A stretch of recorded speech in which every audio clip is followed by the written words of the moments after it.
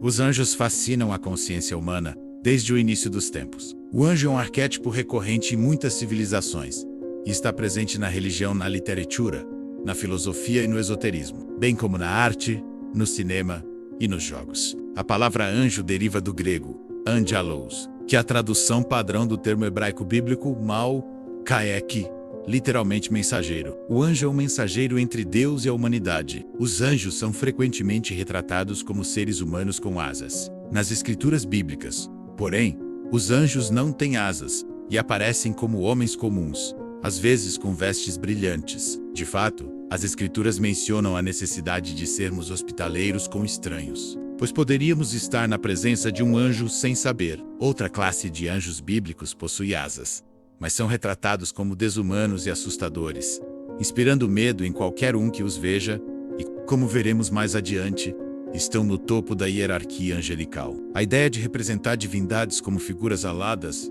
remonta a milhares de anos. Os antigos egípcios retratavam o Deassal, Horus, como um disco alado, e muitos outros seres alados podem ser encontrados na arte grega e romana antigas. O antigo deus grego Hipnos, o deus do sono, e Thanatos, o deus da morte, tinham asas. Na antiga Mesopotâmia, os deuses antropomórficos exalavam um glamour brilhante e visível melan, cujo efeito ao vielo causava fascínio e terror nos humanos, que experimentavam parestesia, uma sensação de formigamento e picadas na pele. O deus Sol Ra aparece com um disco solar acima da cabeça. A divindade zoroastriana da luz, Mitra, ostenta uma coroa radiante que lembra os raios de sol, assim como o Deassal grego, Hélios, e Buda, o desperto. Essa radiância divina, exibida em divindades ao redor do mundo, antecipa a auréola de Cristo e seus apóstolos, bem como de santos e anjos. A auréola tornou-se o símbolo religioso universal da divindade. Antes de nos aprofundarmos na psicologia dos anjos e em como eles moldam o comportamento e as emoções humanas, exploraremos primeiro suas imagens arquetípicas ao redor do mundo, bem como seu papel na criação do mal, seu propósito e motivação, e a hierarquia dos anjos. Uma das representações mais antigas de anjos pode ser encontrada no zoroastrismo. Esta fé retrata uma batalha cósmica entre o bem e o mal, na qual se prevê que o bem triunfará sobre o mal. Ahura Mazda, Senhor da Sabedoria, é o Criador e Senhor da Luz. E Ahriman, ou Angramínio, espírito maligno, é o Senhor da Destruição, do Caos e das Trevas. Além do Ser Supremo, existem várias classes de anjos. A outra classe de anjos são os Fravashi, que são anjos da guarda. Cada pessoa é acompanhada por um espírito pessoal, atribuído ao nascer, que zela por cada indivíduo. Por fim, temos os Yazatas, literalmente, dignos de adoração, anjos que nos protegem do mal. Os antigos egípcios acreditavam que o homem possuía muitas almas, tanto físicas quanto espirituais. Eles falavam da Almobá, que é representada como um pássaro com cabeça humana, e simboliza a singularidade de cada um, ou o que chamamos de personalidade. Esta não é apenas uma parte da pessoa, mas a própria pessoa. A ideia de uma existência puramente material era estranha ao pensamento egípcio. Por outro lado, o Ka, essência vital, é o que distingue uma pessoa viva de uma morta, com a morte ocorrendo quando o Ka deixa o corpo. Normalmente, só se encontra a alma Ba após a morte, e antes disso, desconhece-se completamente sua existência. No antigo papiro egípcio, o debate entre um homem e sua alma, um homem cansado do mundo, dominado pelas dificuldades do mundo, contempla a morte e anseia pela vida após a morte. De repente, sua alma Ba aparece e fala com ele, aconselhando-o a continuar suas práticas religiosas, mas a não desejar o fim de sua vida antes do tempo. Na mitologia romana antiga, o gênio não habitava apenas cada pessoa, mas também lugares dignas loci e coisas. Era importante para os romanos propiciar os gênios apropriados para tornar a terra fértil, proteger o lar e a família, e qualquer outro evento importante de suas vidas. O gênio também representa o temperamento, a virilidade, a energia, a fortuna pessoal e o destino de um homem. Hoje, usamos a palavra gênio para nos referirmos a uma pessoa dotada de dons, talentos ou conhecimentos especiais que vão além dos humanos comuns. Os gregos antigos falavam do demônio, não confundir com demônio. Acreditava-se que, quando o demônio interior de alguém estava em bom estado de ordem, a pessoa experimentava eudaimonia, um estado de bom espírito e realização. O demônio pode ser bom, Agatodeman, Moukakademan, ou mesmo moralmente ambíguo. Ou seja, além do bem e do mal, uma força da natureza. No banquete de Platão, a sacerdotisa Diotima ensina a Sócrates que os dímonos interpretam e transportam coisas humanas para os deuses e coisas divinas para os homens. Sócrates é bem conhecido por sua relação com seu demônio e afirmava ouvir, desde a infância, um sinal demoníaco, uma voz interior que o alertava contra erros, mas nunca lhe dizia o que fazer. Durante o julgamento que condenaria Sócrates à morte, seu demônio não fez nenhum sinal de oposição, ao contrário da maioria das vezes em que o informava se ele estava fazendo algo errado. Sócrates confiou em sua companheira invisível de longa data e concluiu que sua morte não era algo a ser temido, mas sim algo bom, pois a morte é apenas uma transição para outra forma de existência. Em A República, Platão descreve o mito de E, a história de um homem que morreu em batalha e voltou à vida, descrevendo sua jornada na vida após a morte. Assim como a energia não pode ser criada ou destruída, mas apenas transformada de uma forma para outra,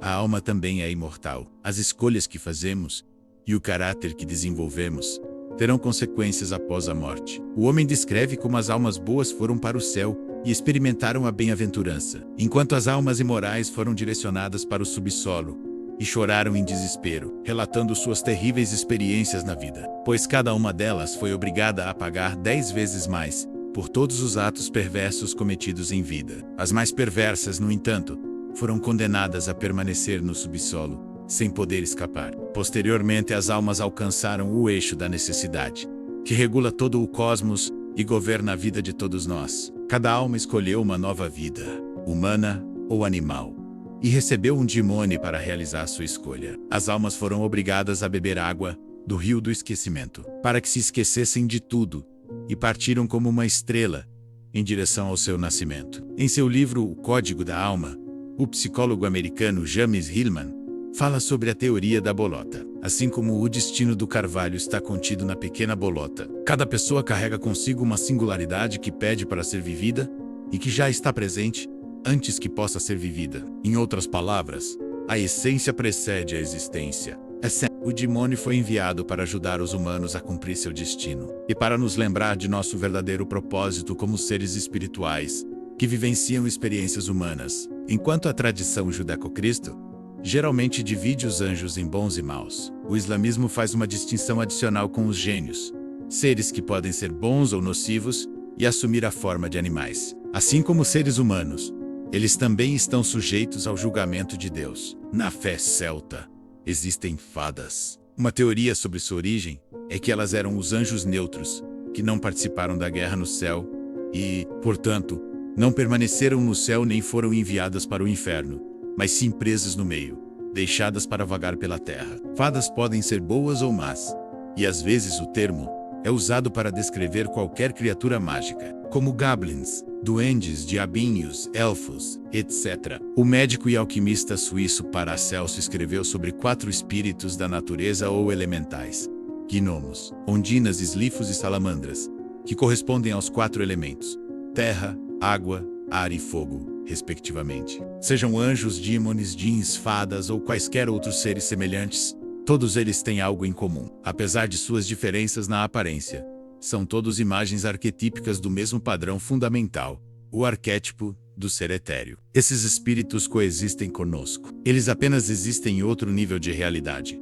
O arquétipo em si não pode ser visto. Somente quando trazido à consciência por meio de rituais, mitos e da cultura de cada país, o ser etéreo assume uma forma personificada específica e adquire um propósito específico. Seres etéreos também são chamados de corpos sutis, isto é, como existindo entre os reinos corpóreo e incorpóreo. Nós também temos corpos sutis, pois existimos tanto no plano material quanto no espiritual. A diferença é que os seres etéreos vivenciam a realidade principalmente em um nível espiritual, enquanto nós a vivenciamos em um nível material. Mas isso não exclui a possibilidade de eles interagirem em nosso reino, nem nós interagirmos em seu reino. Em seu livro A Cidade de Deus, Santo Agostinho descreve a criação dos anjos no momento em que Deus disse: haja luz, e houve luz. No primeiro dia, Deus também separou a luz das trevas, o que simboliza os anjos caídos, antes da criação da humanidade. Os anjos passaram por uma provação na qual todos tiveram a oportunidade, por livre arbítrio,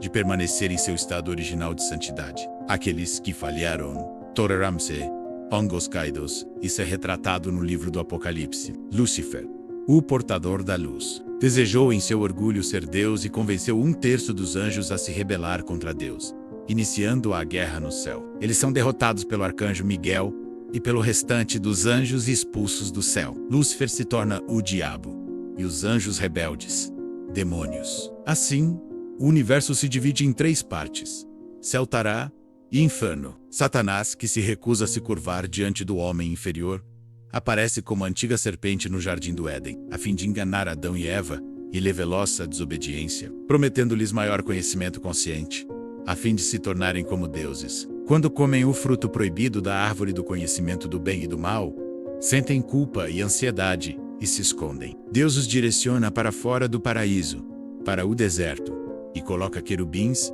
e uma espada defeituosa, que se volta para todos os lados, para guardar o caminho até a árvore da vida, para que o homem não estenda a mão e coma também do seu fruto e viva para sempre. Assim, o primeiro pecado que leva a humanidade à queda do paraíso é o orgulho, o de se tornar semelhante a Deus. A luz de Deus permeia toda a existência, e o céu é o desfrute da luz divina, que alcança até o inferno. Mas enquanto os anjos se regozijam em sua santidade, os demônios não suportam a luz. Ela os queima e os atormenta, pois é um lembrete eterno de sua escolha de se rebelar contra Deus. O inferno é a separação do amor. Os anjos só precisavam cometer um pecado para serem condenados eternamente. Porque, uma vez que escolhem, têm que se entregar de corpo e alma, e não há como voltar atrás. Eles não experimentam salvação, devido à sua natureza. Porém, os anjos possuem um conhecimento muito maior sobre a realidade do que os seres humanos e podem facilmente discernir entre o bem e o mal. Enquanto nós temos livre-arbítrio, os anjos foram criados para um propósito específico, mas tiveram a chance de ir contra o seu papel designado na criação. Eles basicamente não têm essência, mas têm um propósito, que é sempre inseparável de Deus. O místico cristão Mestre Eckhart escreve: a alma, em seu auge, é formada como Deus, mas um anjo dá uma ideia mais próxima dele. Isso é tudo o que um anjo é, uma ideia de Deus. Os anjos são criados para servir aos propósitos de Deus, que incluem transmitir mensagens, travar batalhas espirituais, executar julgamentos, etc. Anjos são espíritos ministradores enviados para servir aqueles que herdarão a salvação. Há também o anjo da esperança, o anjo da fé, o anjo da humildade, etc. Bem como anjos criados para uma tarefa específica,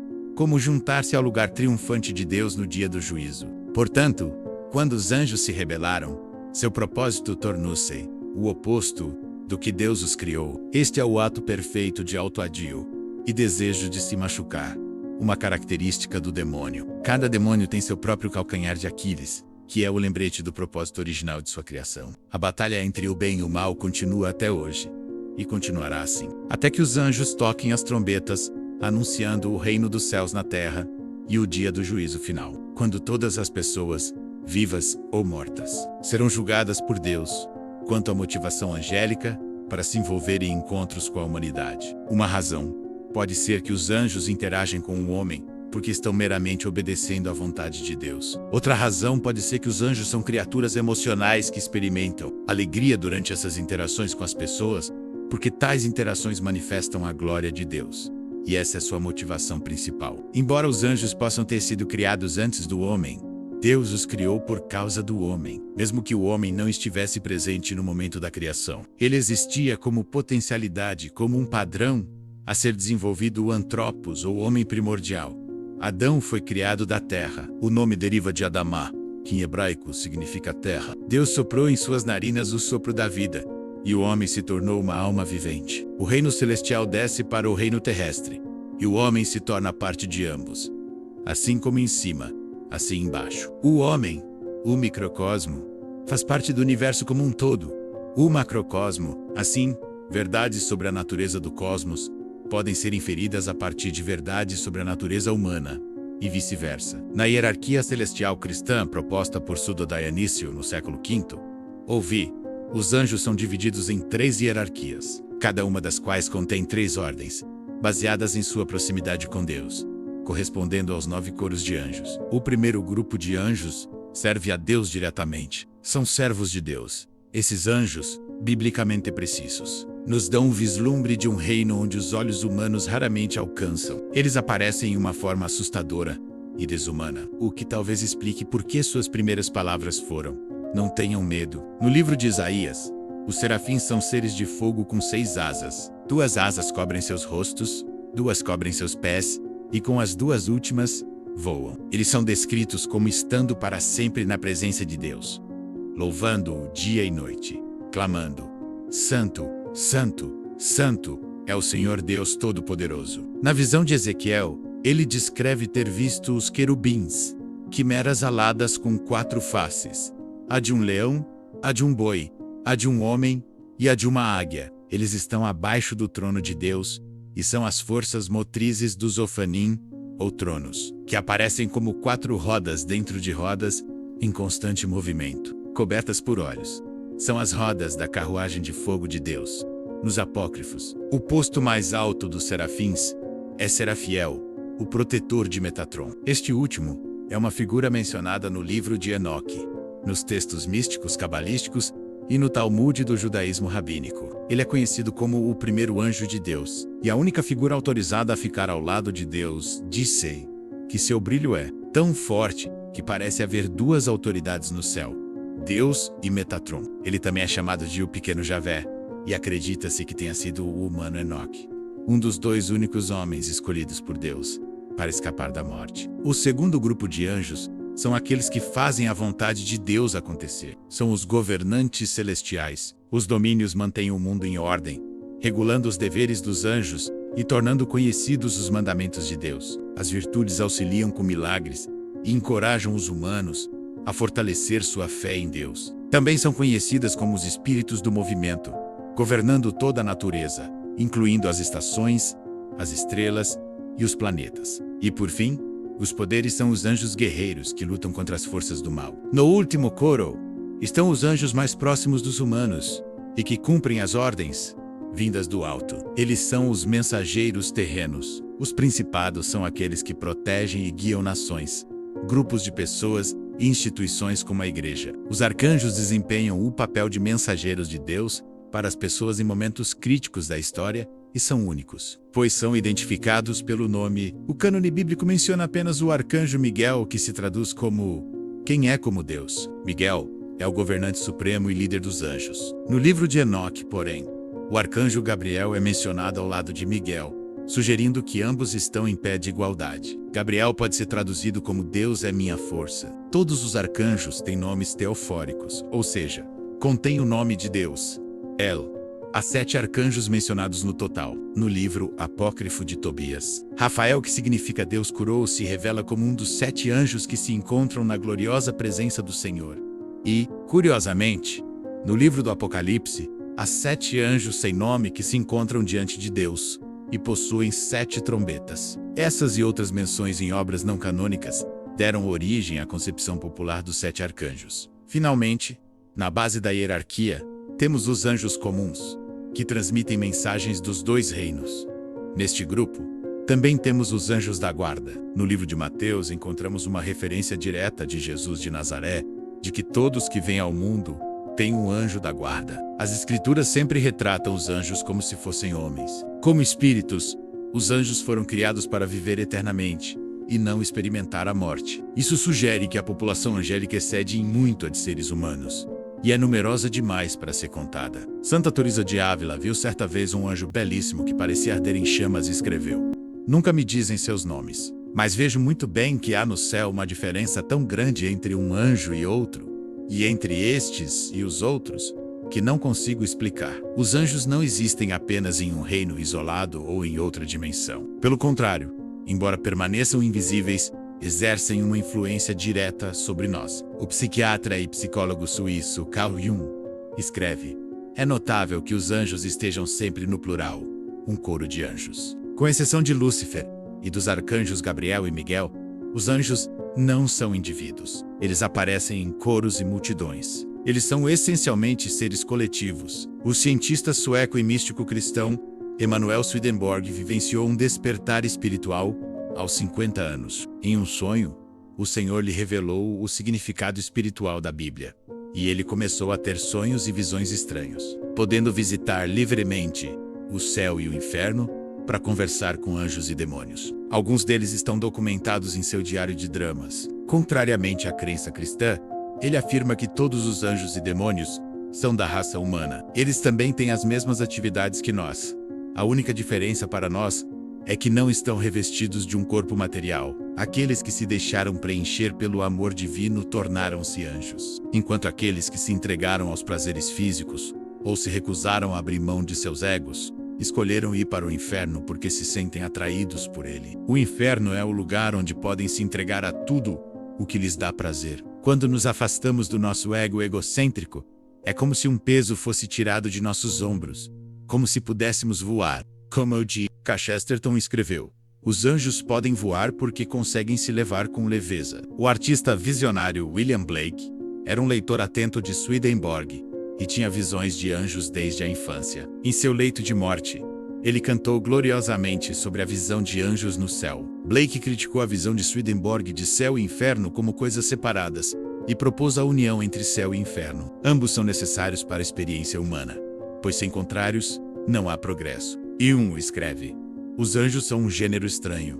São precisamente o que são, e não podem ser outra coisa. São em si mesmos, seres sem alma que nada representam, além dos pensamentos e intuições de seu Senhor. Os anjos que caem, portanto, são exclusivamente anjos maus. Jung descreve a queda dos anjos como uma invasão prematura do mundo humano por conteúdos inconscientes. O livro de Enoque descreve a interação dos anjos caídos, chamados de os observadores, com a humanidade. Eles transgridem a fronteira entre o céu e a terra após gerarem filhos com mulheres, dando à luz os nefilins, grandes gigantes misteriosos brevemente mencionados no Gênesis. Eles ameaçam devorar a humanidade, e Deus envia um grande dilúvio para livrar a terra desses gigantes, alertando Noé para construir uma arca, a fim de não erradicar a raça humana. Jung compara o tema do anjo caído ao efeito da inflação, que pode ser observado, por exemplo, na megalomania dos ditadores. Como arquétipo, o anjo emerge da porção profunda e atemporal da psique,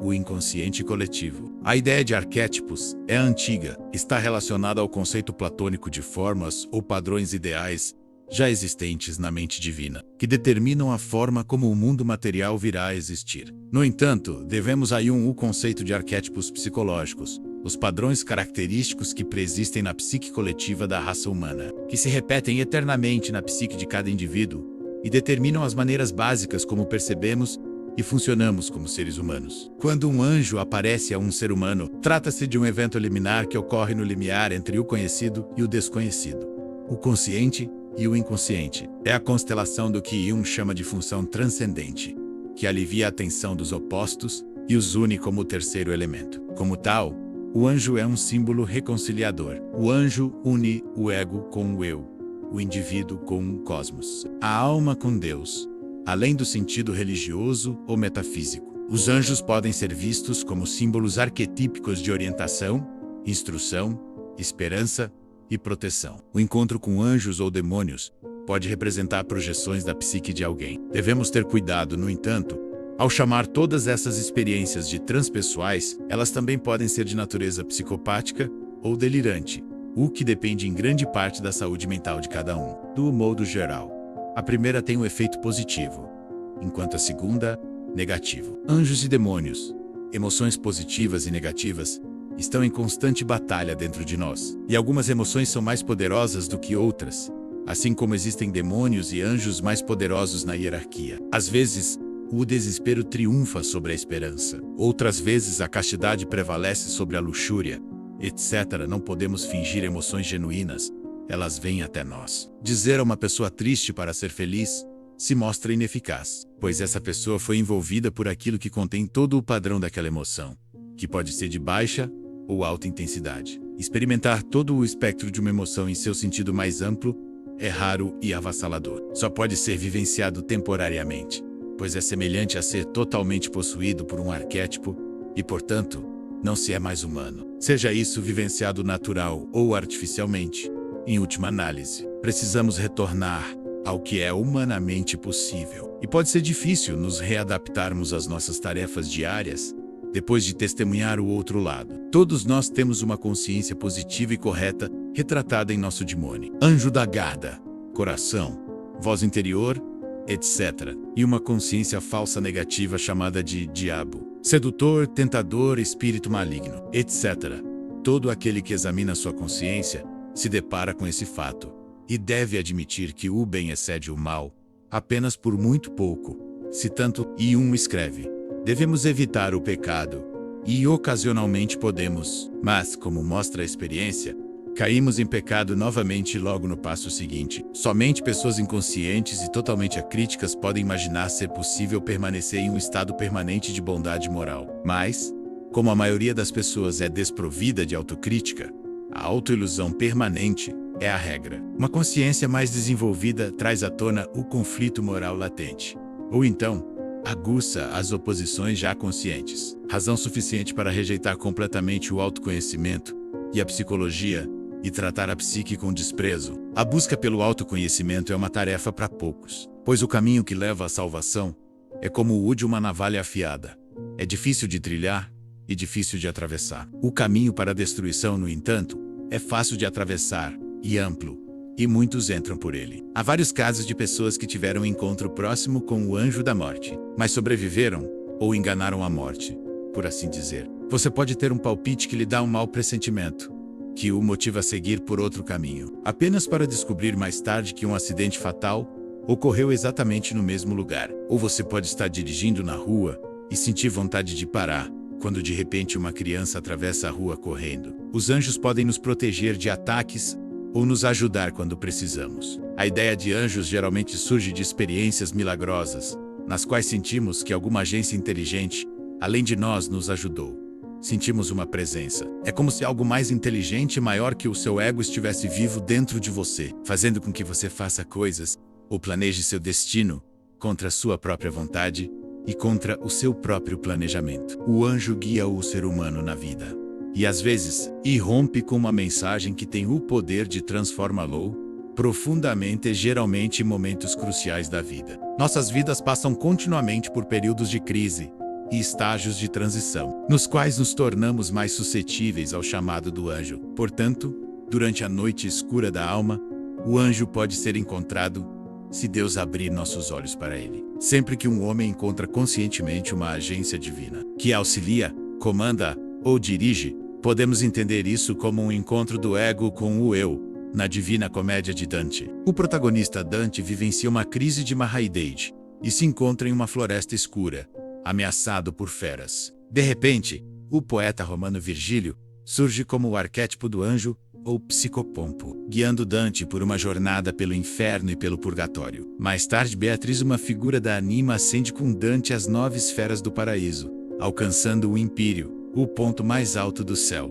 Cada um de nós tem um guia invisível para nos acompanhar em nossa jornada pela vida. Seja manifestado em um sonho, uma intuição vívida, uma voz interior ou uma entidade real, todos nós temos um telos fim ou propósito, que é único na jornada da nossa alma. Os anjos são frequentemente invisíveis, mas sua presença é sentida e sua voz é ouvida. Aqueles que ignoram sua voz interior podem sentir uma sensação de vazio ou inquietação e não conseguem entender por que estão de tão mau humor. Porque exteriormente, tudo pode parecer estar indo bem. É como se a pessoa estivesse indo contra a própria natureza, dando origem a um sentimento de erro inerente. É importante que a pessoa medite e contemple esses sentimentos. Então, talvez a voz interior esclareça seus problemas. Afinal, o inconsciente é o padrão mestre da vida de uma pessoa. Os anjos podem nos ajudar a vivenciar momentos de clareza quando as condições repentinamente se apresentam perfeitas para a realização de uma ação. Isso é conhecido como Kairos, um momento oportuno e decisivo na vida de alguém. O anjo também pode fazer com que alguém experimente uma sensação de intensa excitação ou o inspiraca, uma urgência para fazer o que quer que o tenha inspirado, e que é pessoalmente muito importante para ele fazê-lo. O chamado do anjo também pode surgir por meio da sincronicidade, uma coincidência significativa que não pode ser causalmente vinculada. que ocorre quando uma imagem da vida interior de alguém é percebida como tendo correspondência na realidade externa. Como imagem arquetípica do chamado, o anjo inicia a individuação, a jornada rumo à totalidade da personalidade o eu. Os anjos não apenas ajudam a trazer o mundo frequentemente negligenciado do inconsciente para a consciência, mas também nos guiam em nossa jornada rumo à teosis união com Deus. Portanto, os anjos podem nos ajudar tanto psicológica quanto espiritualmente. A pessoa que embarca na autorrealização, embora possa não aderir a nenhum credo reconhecido, está, no entanto, em busca de uma busca religiosa, seguindo os passos de um poder superior a si mesma. De um lado, temos a alma, nosso eu mais íntimo, ou nossa verdadeira essência, e de outro, temos o espírito, nosso relacionamento com Deus.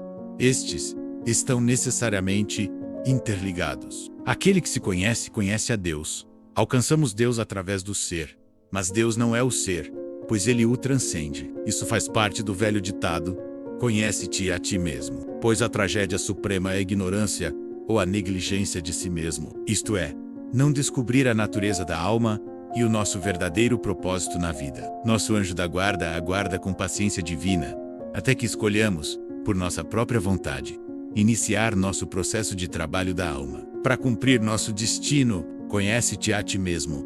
Kurotei e ti mesmo. Este é um esforço difícil, pois pode exigir que a pessoa saia da sua zona de conforto e entre em território desconhecido.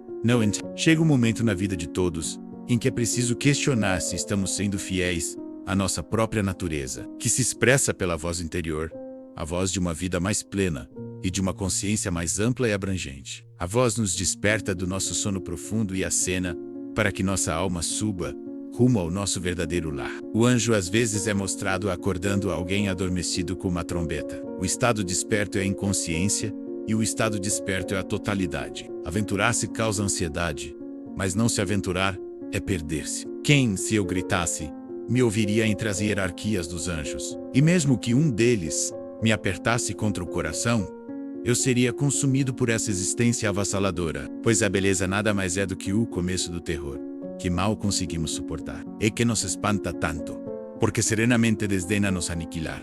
Todo anjo é aterrorizante. O poeta austríaco Rilke afirma que todo anjo, por causa de sua beleza, é terrível. Os anjos são de uma natureza luminosa que fascinam e oprimem totalmente o indivíduo. O anjo move, compele, impressiona, domina e constela a urgência. Os anjos são terríveis, porque é preciso passar por uma transformação dolorosa, e belos porque transformam toda a existência, como a fênix que renasce das cinzas. Os demônios são tão necessários quanto os anjos. Como afirmou Rilke, não leve meus demônios embora, porque meus anjos também podem fugir. Quando transformamos contradição e oposição em paradoxo e unidade, transformamos conflito interior em paz interior, compreendendo a dualidade da nossa natureza. As antigas palavras instrutivas para invocar o anjo eram inflamate, com a oração. O filósofo neoplatônico Jâmblico foi um dos primeiros a ritualizar formalmente a invocação do anjo. Ao invocar e consumir e integrar o anjo, pode-se alcançar o status de ser espiritual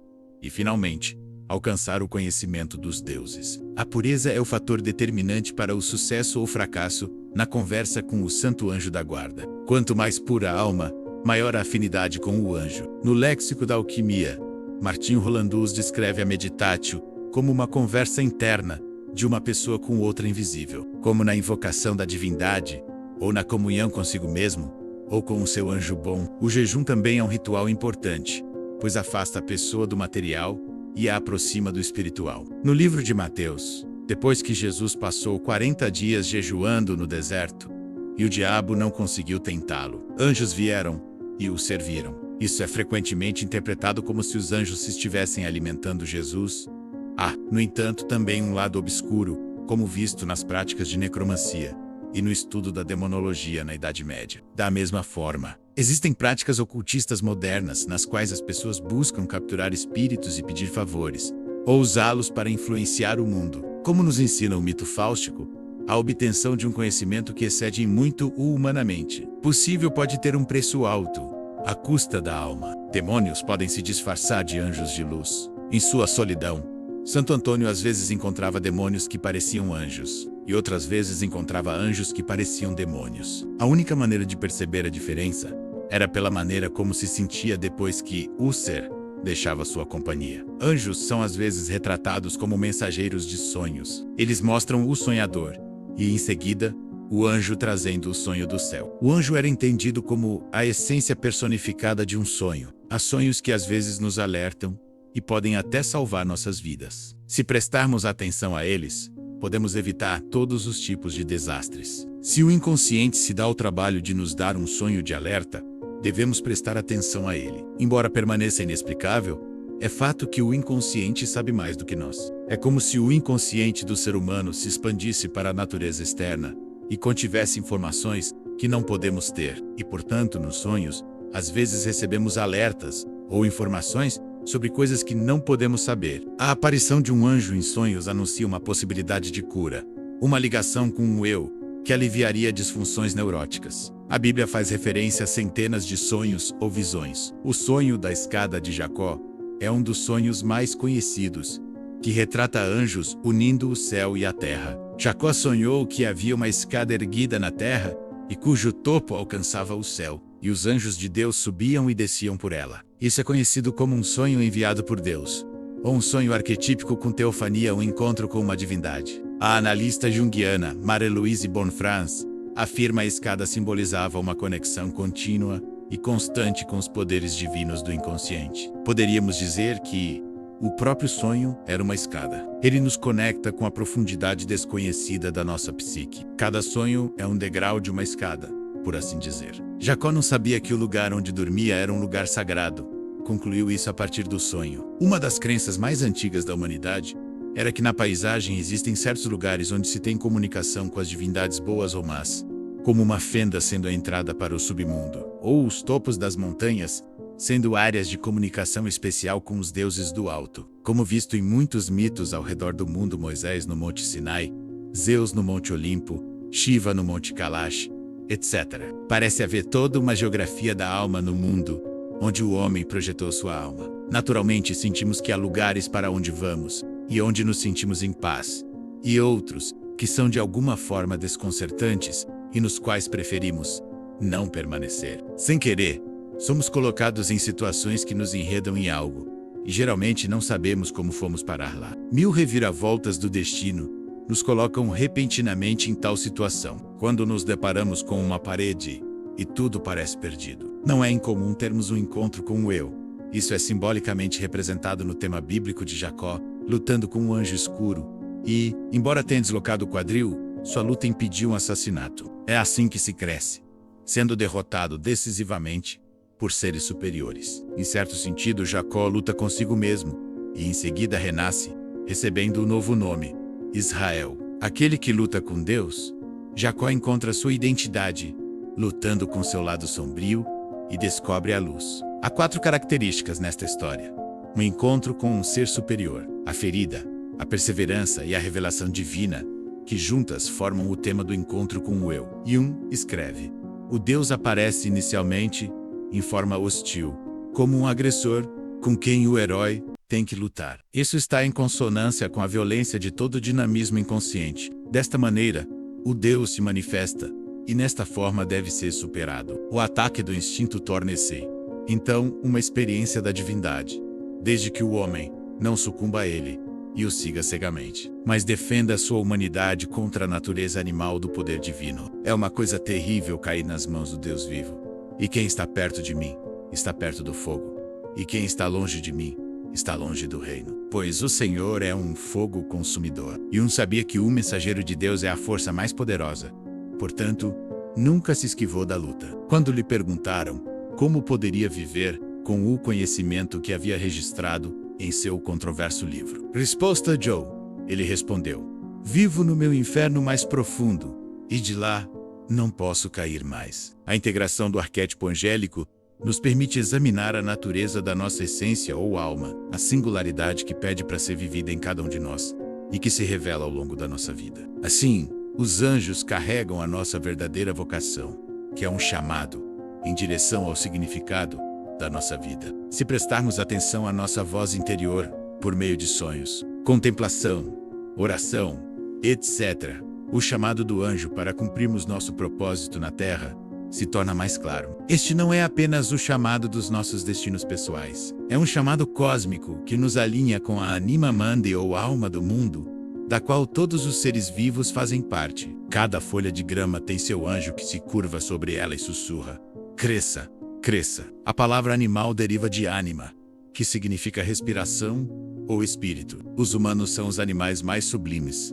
pois fomos feitos à imagem de Deus. O homem é feito um pouco inferior aos anjos. Contudo, Deus o coroou com glória e honra, e colocou tudo sob seu comando. E escreve: uma vida sem contradição interior é apenas metade da vida, ou então, uma vida no além, destinada apenas aos anjos. Mas Deus ama os seres humanos mais do que os anjos, embora hierarquicamente permaneçamos inferiores aos anjos. Somos mais amados por Deus. Foi por amor que Deus criou nossos corpos à sua imagem, e por isso ele se tornou Cristo, que foi crucificado e morreu pelos nossos pecados. O cristianismo é uma religião única, pois é Deus que vem diretamente ao homem, e não o contrário. Enquanto os anjos são criados no céu e lá permanecem, ou foram expulsos do céu quando se rebelaram, nós, seres humanos, somos criados na terra e somos capazes de ascender ao céu ou descer ao inferno. Só aquilo que pode cair é capaz de salvação. Esta é a Felix Culpa, falha feliz ou queda afortunada. Temos a liberdade de escolher entre o bem e o mal, algo em que nem mesmo os anjos podem interferir. Esta é a nossa bênção e a nossa maldição. Somos os protagonistas deste mundo de guerra espiritual. E não importa quantas dificuldades e provações tenhamos de superar, somos todos igualmente capazes de unir a nossa vontade a esse poder que é superior a nós mesmos e de nos alegrarmos com a nossa jornada. Um pensamento me paralisou. Pela primeira vez na minha vida, vi a verdade tal como é cantada por tantos poetas, proclamada como a sabedoria suprema por tantos pensadores. A verdade, que o amor é o objetivo final e mais elevado ao qual o homem pode aspirar. Então, compreendi o significado do maior segredo que a poesia, o pensamento e a crença humanos têm a transmitir.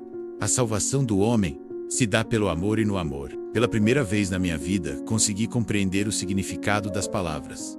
Os anjos se perdem na contemplação perpétua de uma glória infinita.